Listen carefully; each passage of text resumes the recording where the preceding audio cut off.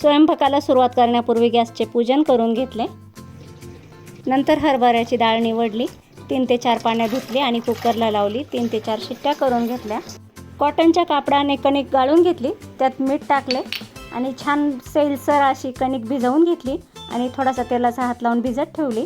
आता कटाच्या आमटीचं वाटण तयार करते। त्याच्यासाठी खोबरं भाजून घेतलं, कांदे भाजून घेतले, थोड्याशा हिरव्या मिरच्या, 2 चक्री फूल, दालचिनीचा तुकडा, मसाला, वेलची, लवंग, मिरे, लसूण, आलं घेतलं। तेलात हळद टाकली, लसूण टाकला, घेतलेलं सर्व साहित्य व मीठ टाकले। कुकरची शिट्टी होते तोपर्यंत सर्व साहित्य छान परतवून घेऊ। घेतलेल्या साहित्यात खसखस टाकायची राहिली होती, ती आता टाकली। पुरणामध्ये टाकण्यासाठी सुंठ, वेलची, जायफळ याची पावडर बनवून घेतली। भज्याच्या पिठांमध्ये टाकण्यासाठी वाटण तयार करते। त्याच्यासाठी हिरव्या मिरच्या, लसूण, आलं, जिरं, हिंग घेतलं। बनवलेली पेस्ट हिरवीगार राहण्यासाठी त्यामध्ये थोडंसं तेल व मीठ टाकले। नंतर कटाच्या आमटीसाठी वाटण तयार केलं आहे। आंबे धुवून घेतले, एका डिशमध्ये पुरण चाळणी ठेवली, त्यावर डाळ निथळण्यासाठी ठेवली। साखर आणि गूळ समप्रमाणात घेतले। थोडी सुंठ, वेलची, जायफळ याची पावडर घेतली। साखर आणि गूळ दोन्ही घेतले की पुरणाची टेस्ट छान लागते। डाळ निथळून तयार झाली। खालची येळवणी कटाच्या आमटीसाठी वापरू। एका कढईमध्ये शिजवलेली डाळ, साखर, गूळ, वेलची पावडर शिजवण्यासाठी ठेवले। गॅसची फ्लेम लोच ठेवली आणि पुरण चांगलं शिजवून घेतलं। आता पुरणाच्या चाळणीमधून पुरण बारीक करून घेतलं छान। आपलं पुरणही तयार झालंय। आता कटाची आमटी बनवून घेते। पातेल्यामध्ये तेल, जिरे, थोडासा कढीपत्ता टाकला। हे सर्व चांगलं तडतडले की त्यात घरचा काळा मसाला 2 चमचे, थोडीशी हळद टाकते। इतर कुठलाही मसाला नाही वापरत, फक्त घरी बनवलेला काळा मसालाच टाकते मी कटाच्या आमटीसाठी।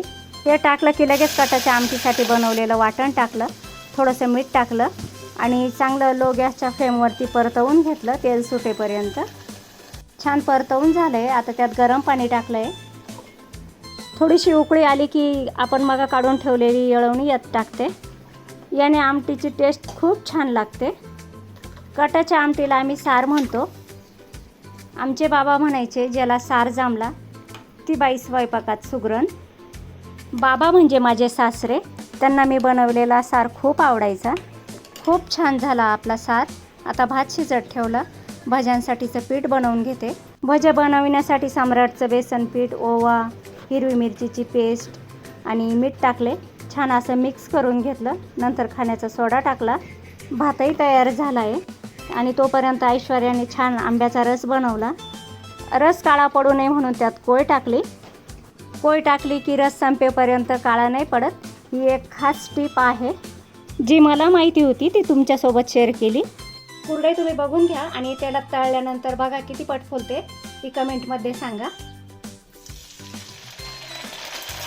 कलर तर किती छान आलाय, मस्त पांढरा शुभ्र कलर आलाय। कशी झाली कुरडई कमेंटमध्ये सांगा। कुरडई शिवाय नैवेद्याचं ताट रिकामे वाटते। तांदळाचे पापड, नागलीचे पापडही तळून घेतले।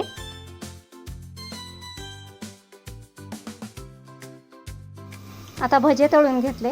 नैवेद्य वगैरे लाटल्यानंतर थोड्याशा पोळ्याही लाटून घेतल्या। पुरणपोळी बघा आपली किती छान फुगली आहे आणि मऊ लुसलुशीत झाली आहे। सर्व स्वयंपाक झाला। आता नैवेद्य भरून घेऊ, त्याच्यानंतर पूजेची मांडणी करू।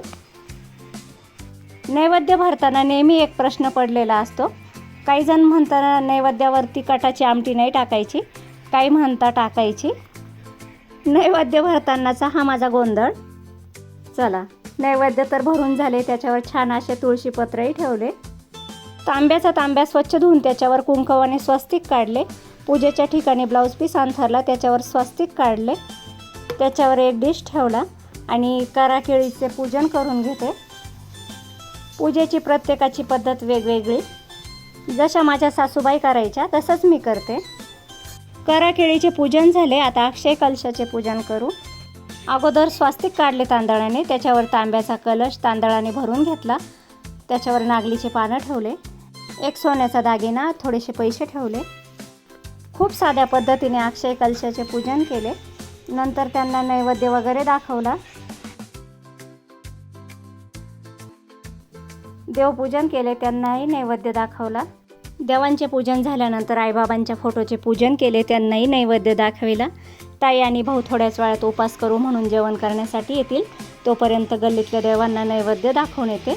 मुंज्या बाबांना नैवेद्य दाखविला, भगवती मातेला नैवेद्य दाखविला. हा होता अक्षय तृतीयेचा व्हिडिओ. कसा वाटला व्हिडिओ कमेंटमध्ये सांगा. व्हिडिओ आवडल्यास व्हिडिओला लाईक करा आणि अजूनही चॅनलला सबस्क्राईब नसेल केले तर चॅनलला सबस्क्राईब करा. नंदिनी व्लॉग्स.